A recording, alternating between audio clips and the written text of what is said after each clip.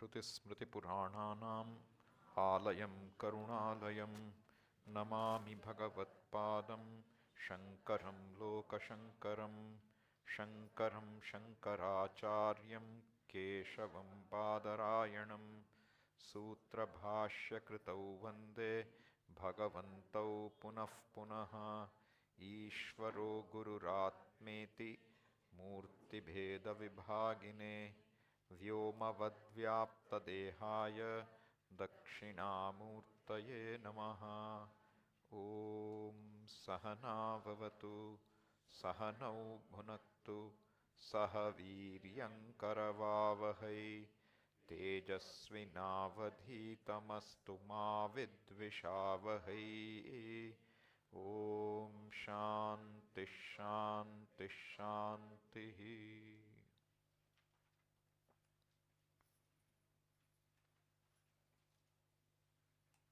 So we were looking at what does growth mean.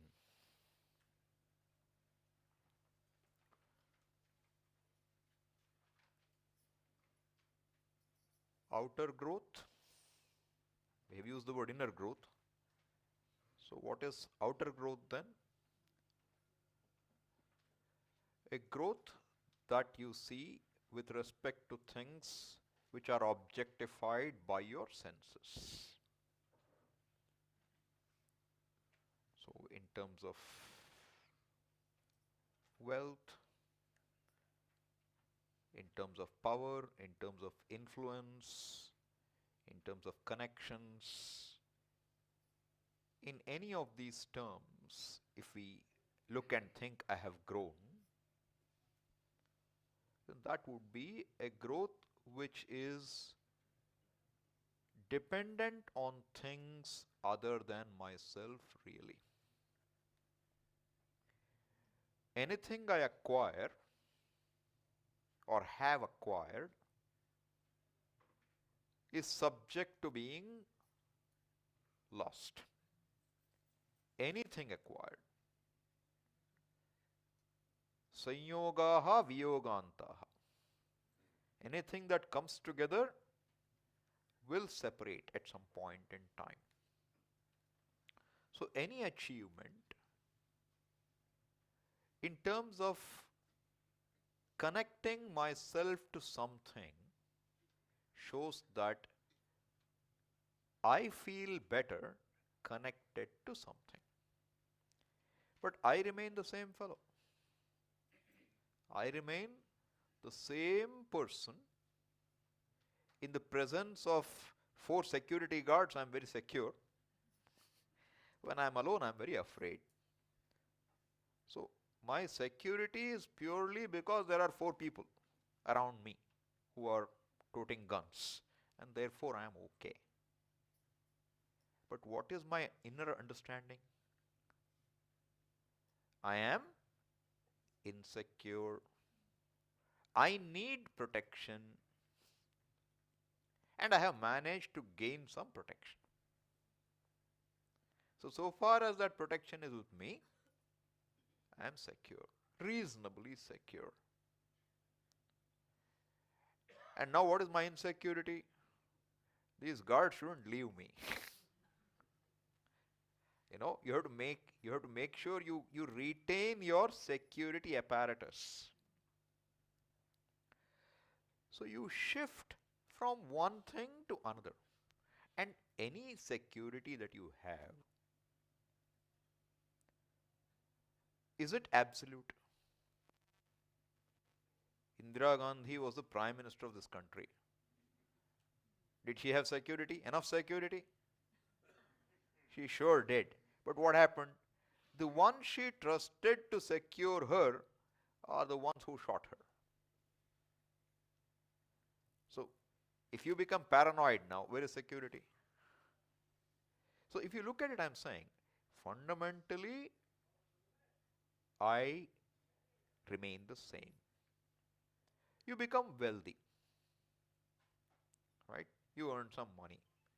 Do you have enough?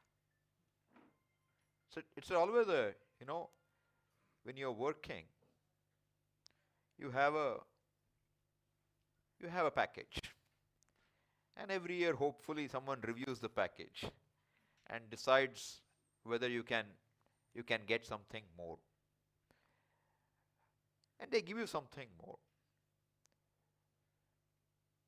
By yourself, that something more is enough. They gave you a 20% raise, let's say. You're happy with it. Until when? Until you talk to your colleagues. And one colleague who you think is as good or less than you, he's got 30%. What happens now? What happens to your happiness? It just melts away. Right? Now you're grumbling. And if you found everybody has got 30%, then you know what happens to you. Right? Okay, everybody got less than 20%. But you look at your colleague working in another company, same industry, and there they say that this year everybody's raises are 40 plus. Then what will happen to you again? You don't feel good. So I'm saying, look at this when we say growth. Is growth itself an end in itself? Or is the outcome of growth the end? You want to grow into something which you're comfortable with, correct? Any growth, when we say growth, and we say growth in terms of me, myself, what would you call growth? Becoming weaker and weaker day by day. Is that growth? Losing all the shirts you have. Is that growth? What would growth be for you? Something that you look forward to. What do you look forward to? Something which would make you comfortable or no? What makes you comfortable? That differs for each person. That differs for each person. But I'm saying, what makes us not just sit? What makes us always want to do something? Is there a reason? Is there a reason why we always want to do something or the other? I mean, suppose you had nothing to do. Would you be comfortable? Nothing to do. No phone first. No phone, no internet connection. Right? And your food is taken care of, your house is taken care of, your clothing is taken care of. Are you comfortable? Suppose somebody gave you this. You can stay here and it's taken care of. Will you be happy and relaxed? Totally? For a short while. Then what? You'll again look for something. Why do we look for something? What are we looking for? You come to Rishikesh. Right? If it's first time. You come to the ashram. How long do you stay inside the ashram? You want to see what is outside. Yes? You want to see what's outside. What can you do? Okay, classes 4:30 to 5:30. 5:30 to 8. There is time. Dinner can be had somewhere. Right? Do you explore? Does one explore or not? Not everybody. I'm just saying the mindset. You want something. What exactly drives us? What drives us? From childhood to today, what drives us? What makes me do what I do? What is my self-identity? What is it I'm seeking in life? Not now. Right now I'm seeking a job. Right now I'm seeking a relationship. Right now I'm seeking some break from my work. Right now I want to learn something new. But I'm saying, okay, then what? Then what? So what do I want? Suppose you are told, all right, here's your life, right? What do you want to accomplish in this life? What would you say? Do we have a goal? Any place you work for will tell you, important, you must know your goal. Right? Any company must have what? First, a vision. Right? They have a vision. And a vision statement is normally, if it's done well, it's well thought out. What's the vision? Then you have your objectives. Driven by what? The vision. Do you have a vision for yourself? If there is one, what is the vision? Survival is given. We cannot but want to survive. That's life. You know, if you go to Ganga and if your head is held down for some time, what would you want most? Breathe. You just want to live. That survival is given. That instinct to survive is given to every animal, not just to human being. What more do you want after surviving? Asti chet. If you're surviving, what do you want? Do I want something or not? And if I say I want something, whatever I want, the vision of what I want must be based on my understanding of what or who I am. Is that correct? If you say, I want a job. So what is your understanding right now? I don't have a job. Otherwise you can't want a job. You can want a second job. Right? I want a relationship, a stable relationship. What does that mean? Of course, you could have more stable relationship, but you want one more for some reason. Right? So something makes you say, I want. So what is it that you really want? What is it that we really want? If you look at a human pursuit in general, not today, for all times, what is a human pursuit? What's an animal's pursuit? See, what's common between a human and an animal? Both are living. We are conscious, live beings. Right? And a conscious being means what? There is freedom. There is some freedom, and you are aware of things. You are aware of the environment around you, and you respond to the environment around you. That's what a conscious being does. So whether it's a dog or a cow, the Shastras say, look at a cow. Even a cow makes choices. So if you call a cow with some nice green grass, it will approach you, likely to approach you. But suppose you're holding a stick and gesturing, come, and you're running after it. Will it come towards you? Why doesn't it come towards you? I am Dandapanihi. This fellow is a person who's holding a stick. What will he do? Mam Tadaishyati. He's going to beat me up. Therefore what? Stay away from this guy. Other fellow is offering green grass. Ba. Please come. Ba, ba, ba. You call the cow. What does the cow do? It will think probably, but it's likely to come. So, some perception is involved. Some inference is also involved.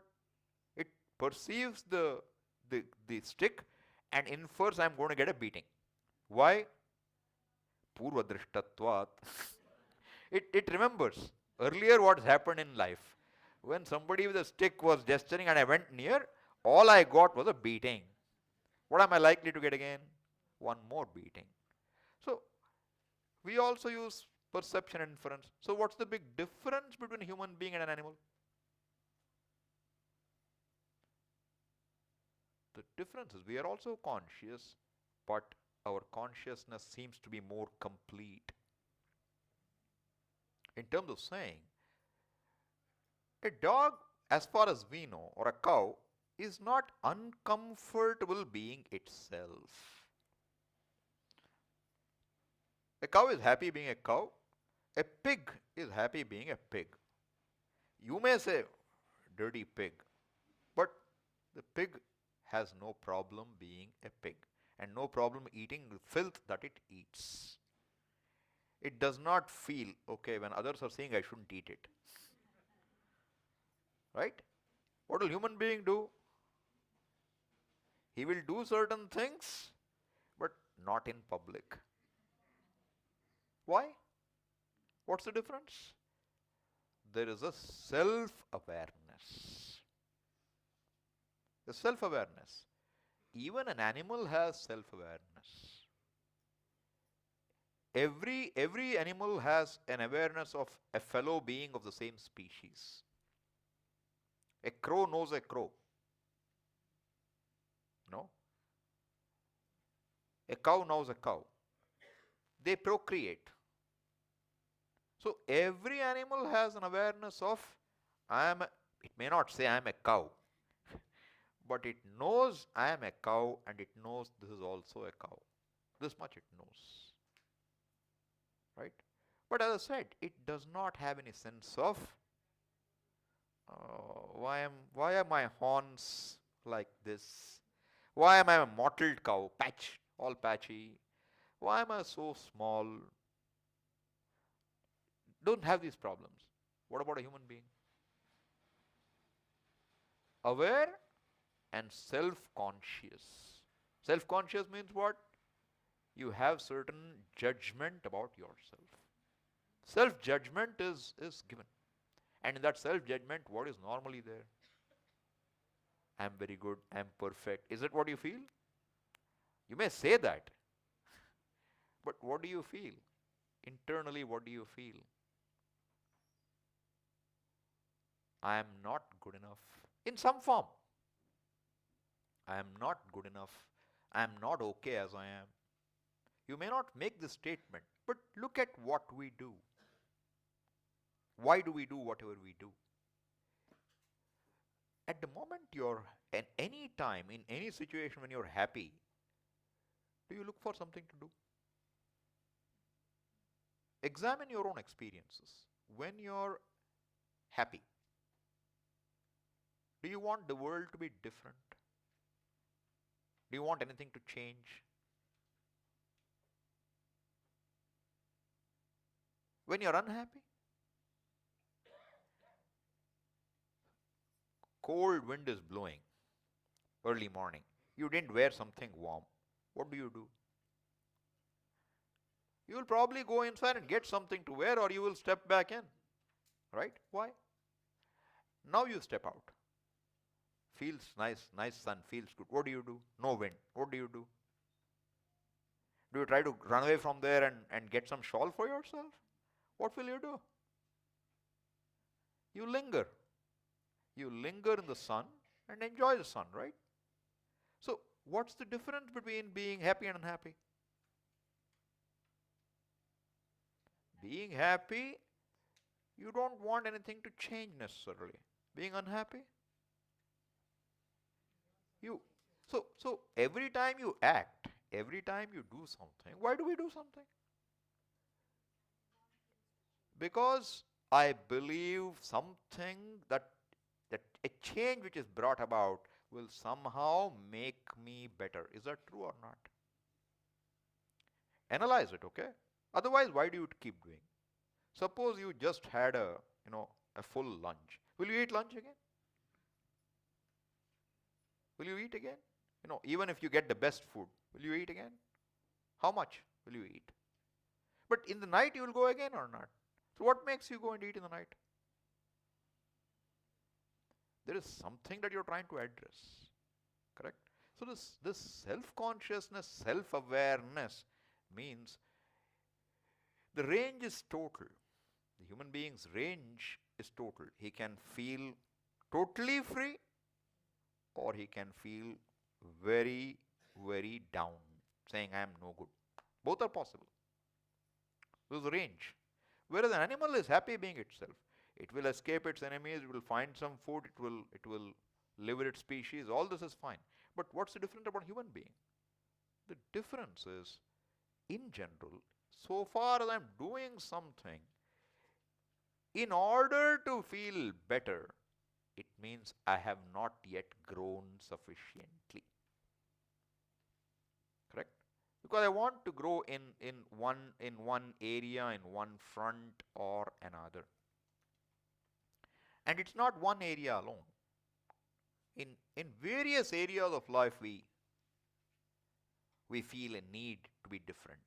I mean, I would just simply put, a human being wants to be different from what he or she is. I want things to change. I want something to be different.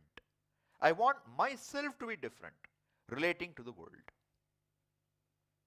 This wanting to be different means I want to become something other than who I am. I want to become someone. I am not. I want to become.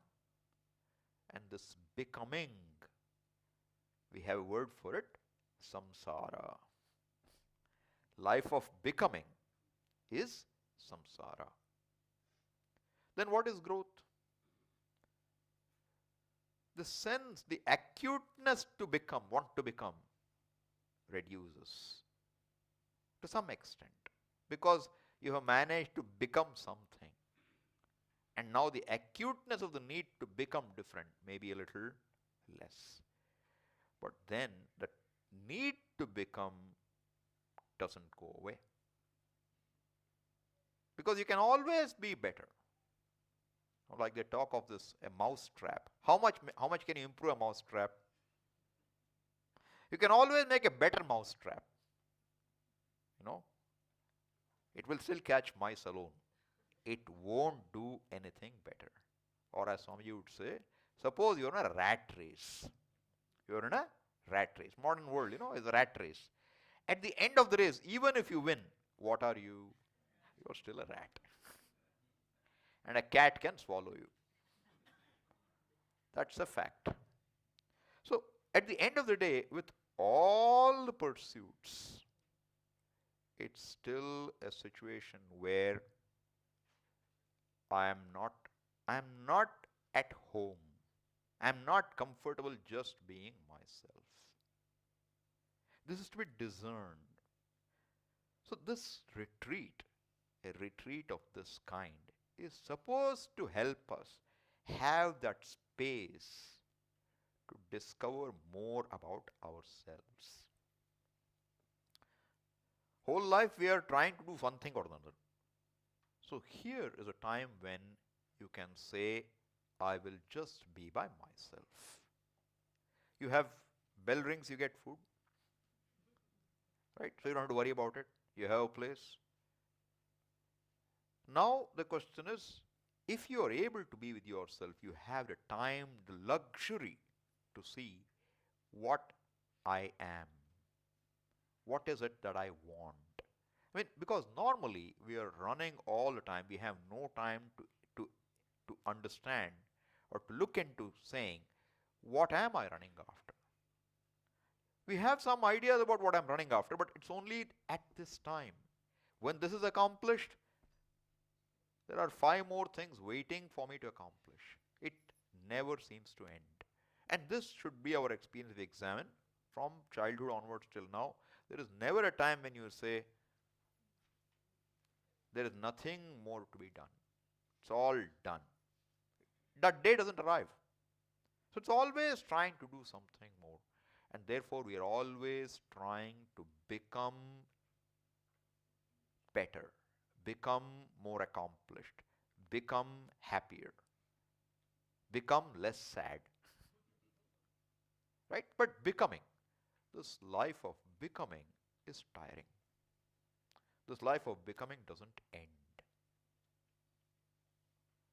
So is there some way where you need not become?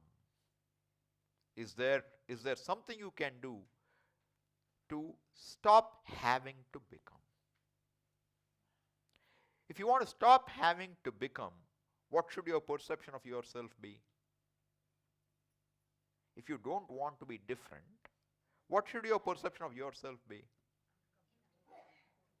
I am I am comfortable and I cannot be improved upon. My comfort cannot be improved upon. If it can be improved upon, then I will try again. I'm not going to relax. Because the human mind won't let, the mind is such that it won't relax because it sees the possibility of something being better. Right?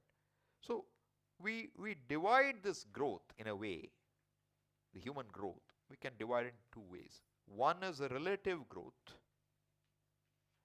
and one is a growth beyond which there is no more growth. Means you have grown to a point where there is no more growing. But if you have to grow to a point where there is no more growing, if the growth is a process by which you grow, if it's the outcome of your effort, if it happens in time, then whatever is accomplished in time can again unravel in time. Therefore, this absolute growth cannot be something which happens over time. Means that it's not like, you grow bit by bit. And then, one fine day you have grown completely.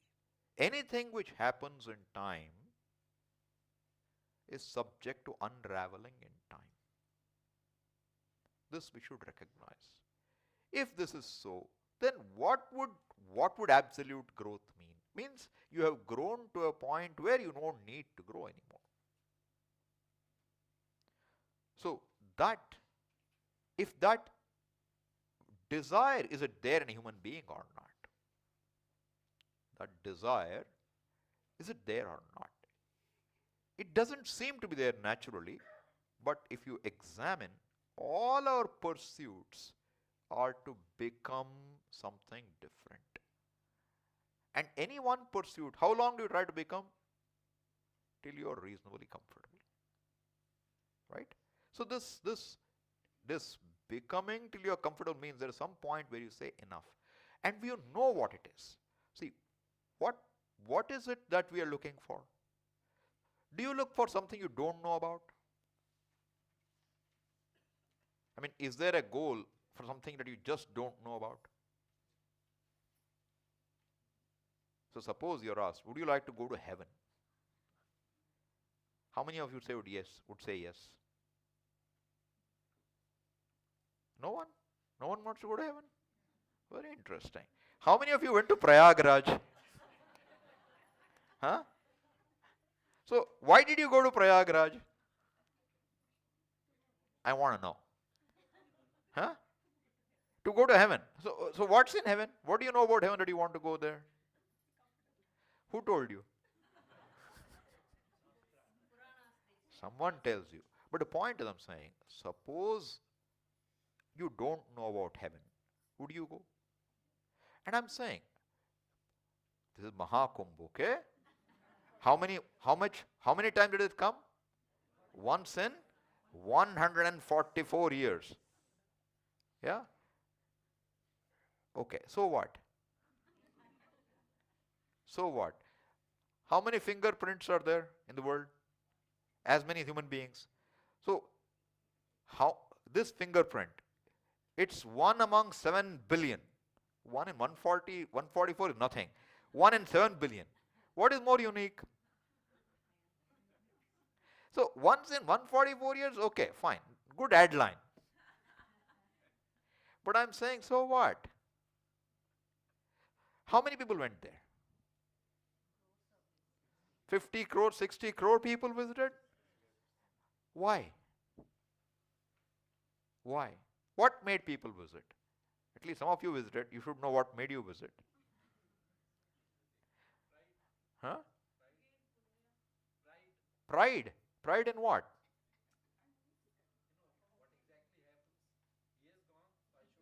That is not pride.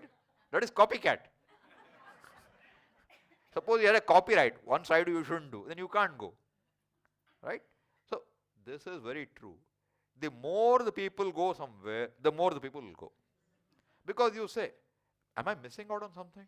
20 crores have gone. You know, I shouldn't miss this. And somebody will tell you also, it's once in a lifetime. It comes only once in 144 years. So what? And you see another report. The cleanliness of the water is questionable. They have discovered so many parts per million of fecal matter. You know, there is enough reason for you to fall sick, and you have to walk 20 kilometers or whatever the distance was, right? So why do you go?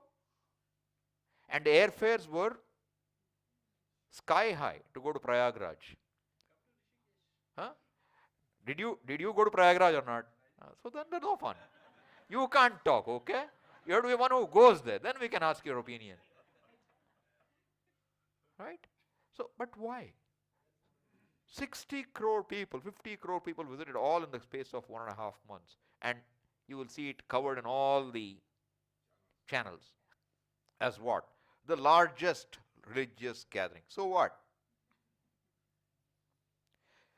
I have nothing against it, okay? I'm only asking one thing. What makes one go there?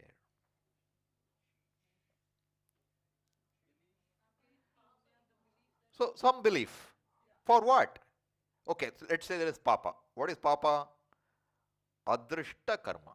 Okay, so first we have two things now. Before we go to the Adrishta, let us finish with Drishta. So, human pursuits, the Shastra divides broadly. We call them Purushartha. A pursuit is called Purushartha. What does the word Purushartha mean? A human pursuit, a universal human pursuit. Sarvaihi Purushaihi Arthyate iti Purushartha. By all people, at all times, this is sought after. What you seek may be different, but still you can categorize that what everybody seeks. Today you seek a new Neuralink device perhaps, or an iPhone, latest one. But 500 years ago people were not seeking. How can you make it universal? So we divide Artha, Kama. These are pursuits. What is Artha? You are pursuing something. See, Artha really means Arthyate iti Artha. What you seek is called Artha. Something you seek. Typically a need for some security. You need economic security, you need food security, you need social security, whatever you need. The security needs are called Artha. Whether it's a person living in prehistoric times or today, everybody has what? A need to survive, a need to have food, a need to live. Therefore, there is Artha. And that gets expressed in different times in different ways. Then, if these needs are fulfilled, there is what? Kama. What is Kama? Kama means really any desire, any aesthetic desire, for which you are willing to even spend Artha. You're willing to spend money, you're willing to do something because you have a desire. So you want to go for a trek. It costs time and money. Why would you do it? Feel good doing it. And you have an idea. I've done this trek, I've done that trek, you have some trek in view now. This trek needs to be done. Uttarakhand, you come here means you should, after retreat you can have a thought which trekking you can do, because you come this far anyway. But why trek? Why trek? You ask adventure. Somebody says adventure. Adventure what? Why do you want adventure? It's just, and you ask somebody else, your idea of adventure or somebody else's idea of nightmare. They won't go. It's very personal. But still everybody has their own karma. Somebody would like to go to what was that concert that happened in Bombay recently? Cold Fusion, is it? Coldplay, whatever. Somebody will go looking for that. And if you can't do it in India, apparently you go to Dubai to do it. Because tickets were not easily available here. It's cheaper to go to Dubai and do it and come back. Why should you go there? All my friends went. Reason? I'm saying there is so much peer pressure. What your peers look up to, you also want to look up to. Otherwise, I'm saying, what's so special about that? Or what's so special about any particular trek for that matter? No, no, it makes me feel I'm with the whole thing. Maybe so. I'm not saying it doesn't. You could go on a voyage too, right? On the open sea. That's another kind of adventure. So somebody says, I'm going to swim across the English Channel. Why? Somebody else says, we will go around we'll cover all the seas on a sailboat. Why? And then you have 5 other boats following you to make sure you don't sink. Someone else say, I will go on a solar powered flight all around the world. No, you had that. Why? I'm not saying research here. I'm just saying you have to somehow look different. Somehow you need to gain attention. Somehow you have to make yourself feel, I'm alive, I'm doing something more. Right? All this comes under what? Karma. Need for approval, need for this kick of adrenaline. It's all karma. And you think about it. Suppose you have a desire. I want to do this. I want to do this. I want to do a bungee jump. No? You have to go and jump. You'll have a free fall as though, but you're held by a string. You're safe enough. You should have the guts to do it. What if the string breaks? But you're doing it. And you have this desire. You tell me. And if you can't do it, you feel very bad. And when you do it, you feel one more frontier has been crossed. What made that bungee jump so important for you? What made it important for you? What made a trek important for you? Some people went down on exploring the Titanic and didn't come back up. Right? What did they go down in? In some submersible capsule-like thing. And what is interesting, you don't see anything from there directly. There's no window or something. So what do you gain by going down? And now somebody else is selling tickets to Moon and Mars.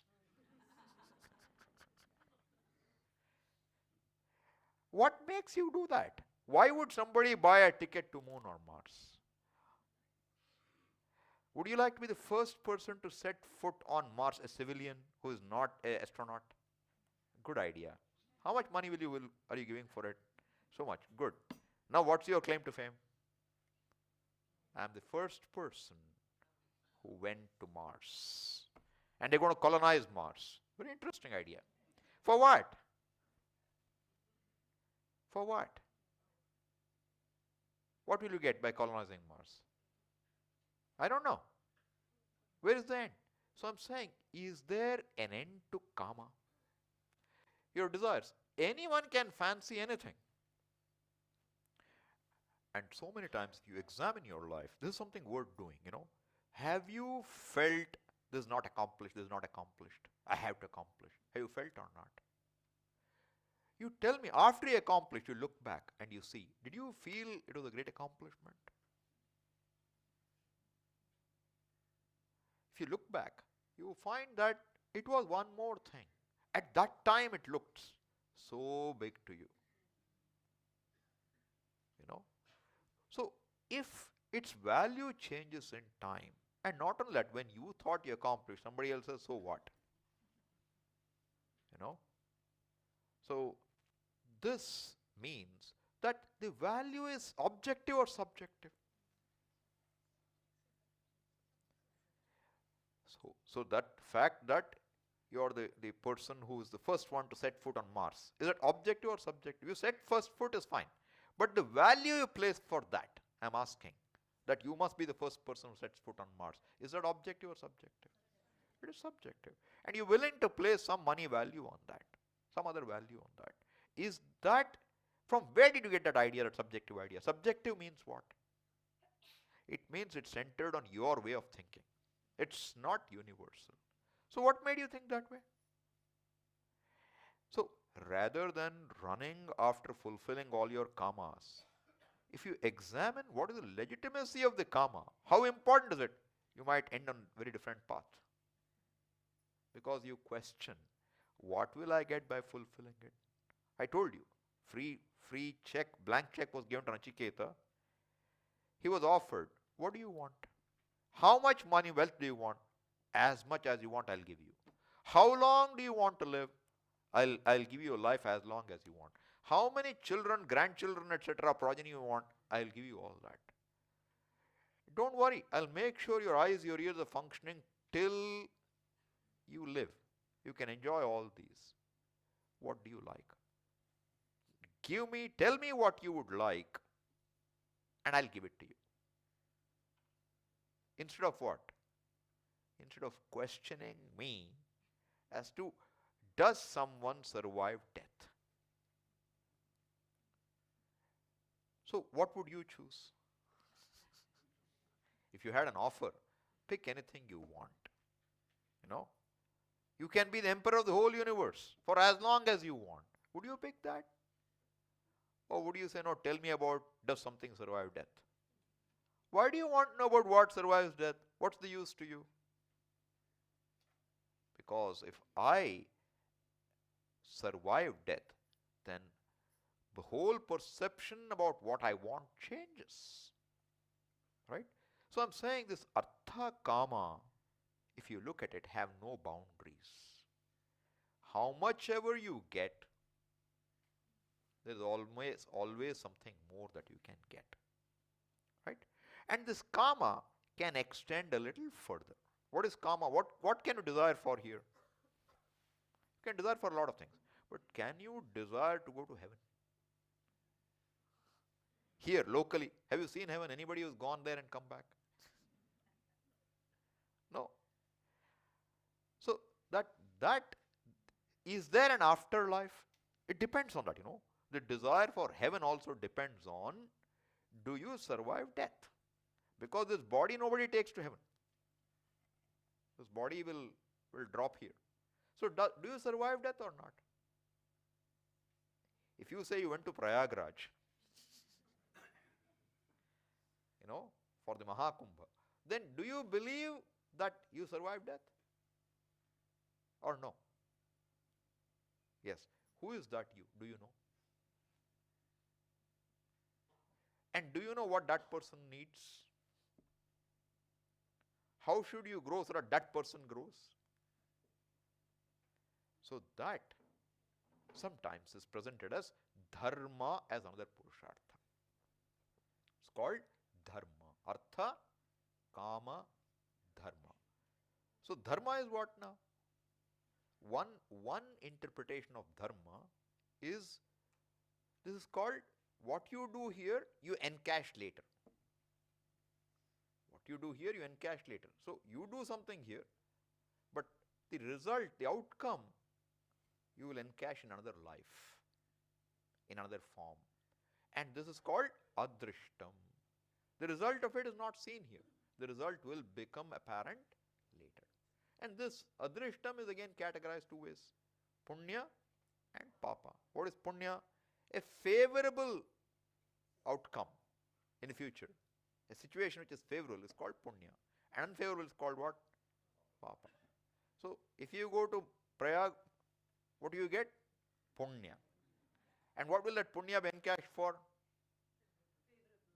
Favorable situation. What is the favorable situation he is talking about? They say you will get moksha. That's what they say. If you go and take a bath, you will get moksha. See, what is moksha? What is moksha? You will not come back. So is it so miserable you don't want to come back? Huh? You don't want to come back? Why? You don't want to come back, or why do you not want to come back? What's wrong with coming back? What cycle? Do you know that you had a past life? Do you remember your past life? So what's wrong with this life? What is wrong with this life? Huh? Lot of suffering. Has there only been suffering in your life? How do you know suffering is there? Let's understand this. How do you call something suffering? Unless you know the absence of suffering, you can't talk of suffering. Correct? You cannot talk of suffering unless you are aware of yourself free from suffering. So what is your benchmark?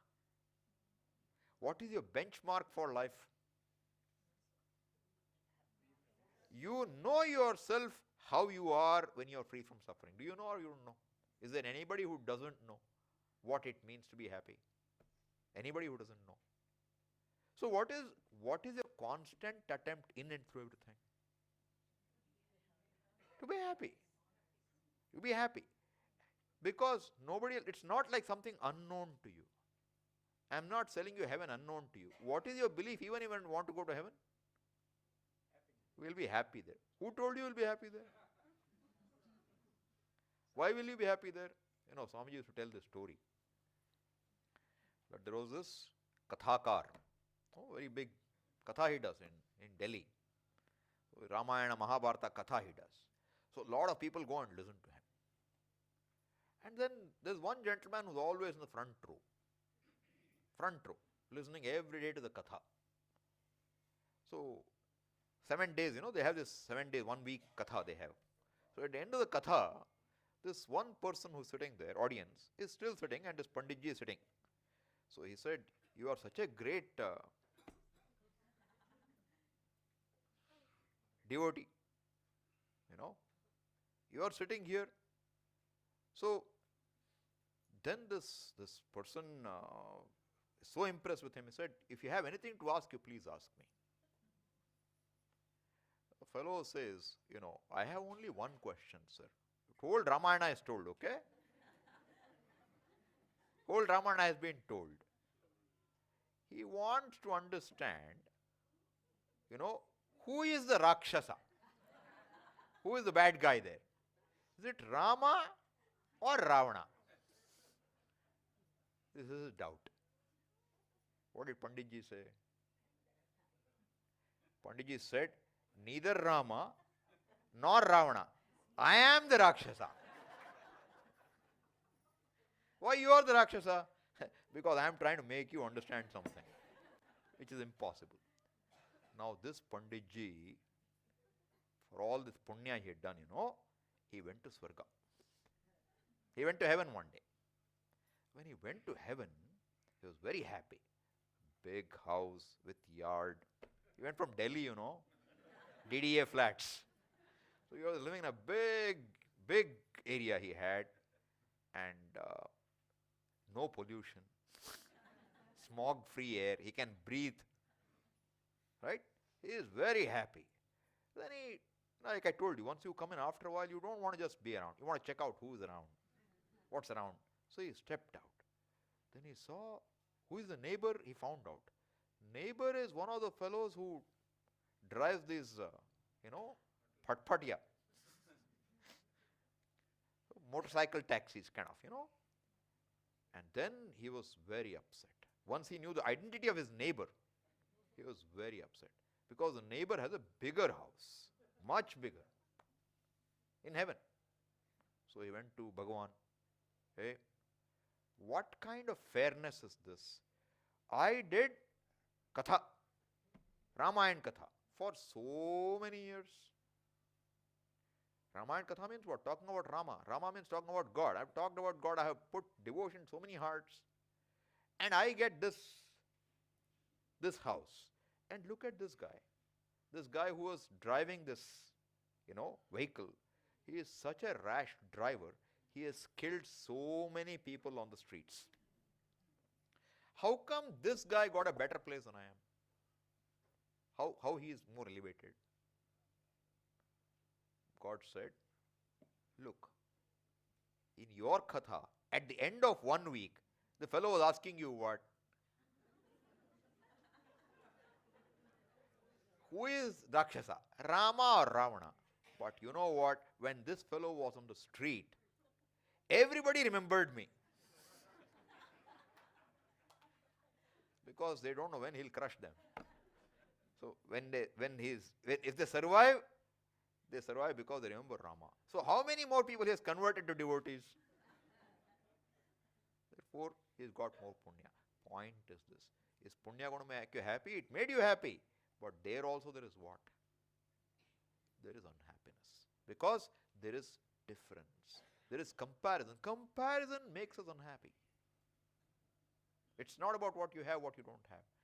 This fellow is better than me is enough to make you unhappy. So the point is, even that, any situation when you are there and there is something other than you, means there is reason for you to feel in some way insecure, in some way limited, in some way wanting. Is that true or not? There is something more.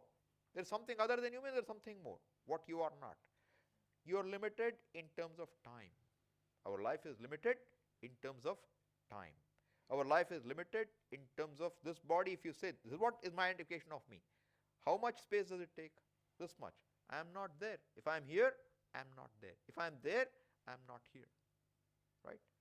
If I am there in 2020s, I was not there in 1880s. Neither will I be in 2200. Right? So I am saying the point is, I am limited. If I am a physician, I am not a businessman. If I am a businessman, I am not a minister. If I am a minister, I am not something else. So I am saying, how many things can you fulfill at one time? Is there a possibility of being free from all sense of want? Because you are a very, very, successful physician, let's say. Are you happy? Or would you say, I wish I had a different profession? Because physician's life is you have to listen to all people coming complaining every time. No, this is not okay, that is paining, this is not all right. And you have to keep saying it, especially if you're a cancer physician. Everybody comes to you, you're a very successful oncologist. Means what? All people who are more serious will come to you. Then what will happen? Are you happy being an oncologist? Examine, some people may be happy. I'm not saying no.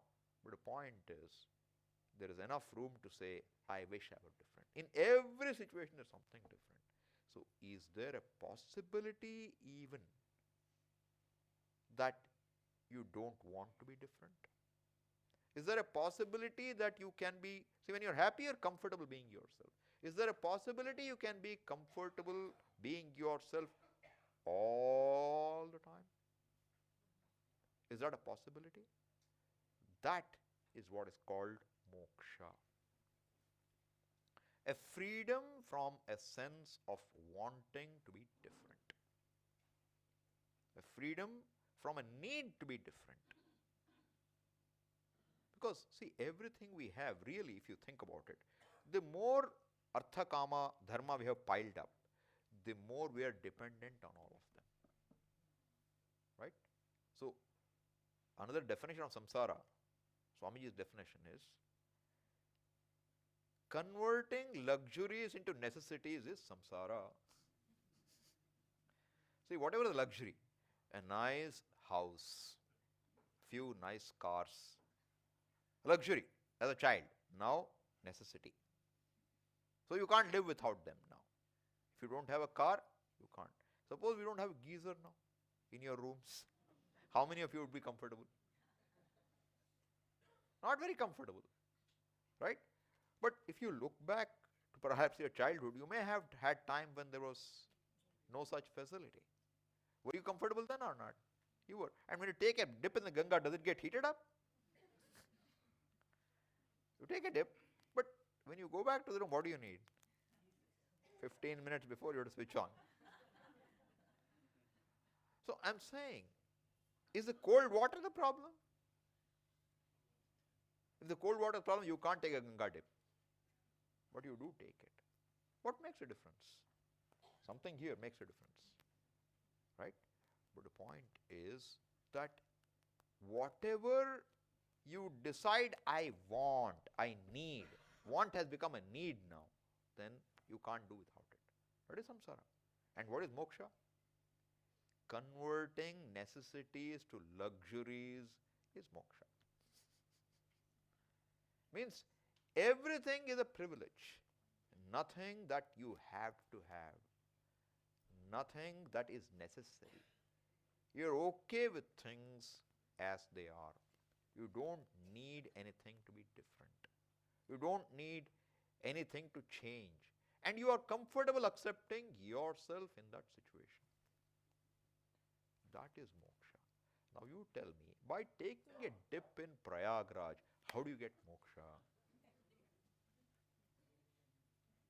How do you get moksha? So that moksha is called sapekshika moksha. Means relative. You will go to some good loka, and that you should believe in. It's not now, it's later, after the body drops. But that's also a purushartha. But for us, there is one more meaning of dharma.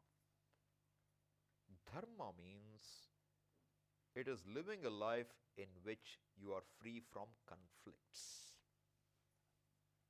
That's a more important definition for us. Because if you examine, desire for heaven is also really kama. You can push it into kama purushartha. You don't need to take it as dharma. Punya papa is not dharma. Punya papa is also set off, belongs to kama. It's a desire. What is dharma? You have a value, and for that value you will do anything. You have nothing else. Truth is a value. Ahimsa is a value, not hurting. And you live for that value.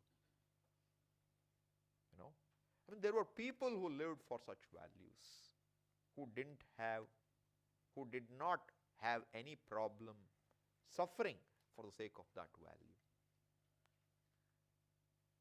So they talk of a person in Lord Curzon's era, you know, a person who was brought to court in Chennai, and there's a accusation against him that he did something wrong, you know, some cheating or not, he took some money or something like that. The judge says there is no witness. You just say, I didn't do it. You just say, I didn't do it, and you are free. This man says, no. I did do it. I did do it, and I deserve the punishment by the law for that activity. The judge he doesn't know what to do, because here's a guy who is being told, I'll let you go. And he says, no, I won't. Why? Truth is important. That truth, dharmo rakshati rakshata, you know. If you protect dharma, dharma will protect you. This dharma means, see, when you are honest, when you don't hurt, when you don't do things to cheat others, destroy others, grab from others, you have a mind which is free from guilt and conflict. And that is very important to live a life relatively peacefully. You know, you may have a lot of accomplishments, but do you have that peace of mind? What makes you relatively peaceful in life? What makes you feel, see, what makes us jump up and down? As I said, some need. And when the need is very strong, then what do? Then means for achieving the needs becomes secondary. Somehow you want to achieve the needs. Therefore, what happens? Even if I destroy, that's why beg, borrow, or steal comes. Steal, why? Because I can't do without it. I must get it. Therefore, if I have to break that fellow's neck, I'll do it, but I'll get it. In that, what happens? There is adharma. There is hurting somebody, and whether the world knows or not, you know. You know you have hurt somebody, and unless you have insensitized or desensitized yourself to that, that guilt will always be there. Right? So dharma is living a life of values, growing into values which will free you from this sense of guilt and conflict. And if you look at people, you know, all over, this guilt is very strong. Conflict is very strong. Apparently, you know, long ago, before Trump was president, he came to India long ago. And then he was asked, You're very successful. You accomplished so much. You know, he was a billionaire even then, you know. So you accomplished so much. Are you happy? Is there anything else? Do you have any regrets in life? And apparently he said, accomplished everything, but I have no time to enjoy them. No inner leisure. No space. He is busy accomplishing with no space to enjoy his own accomplishments. So I'm saying, whatever you do you have that space to be relaxed, that space to be yourself? The space wherein you can see that you don't depend on 100 things outside for you to be okay. Can you be okay without reference to the world outside? Can you be okay without reference to your own accomplishments and achievements? Can you be okay just being who you are? That relaxation, to a full degree, to the absolute degree, is total freedom. That is called moksha. And that is a possibility for a human being, not for a cat, not for a cow. Conscious, self-conscious, conscious enough to judge, conscious enough to be free. So that culmination of growth is moksha. So in Vedanta, normally we will say, growing into dharma is yoga. No? What you hear as karma yoga. Growing into a life free of conflicts, a life where you can accept yourself as you are, more or less. And that becomes a springboard to discover yourself who is absolutely free from any sense of limitation in time, space, or object even. We will look at that when we meet again. Om Purnamadav Purnamidam Purnat Purnamudachyate Purnasya Purnamadaya Purnamevavashishyate. Om Shanti Shanti Shanti. Hari Om Shri Guru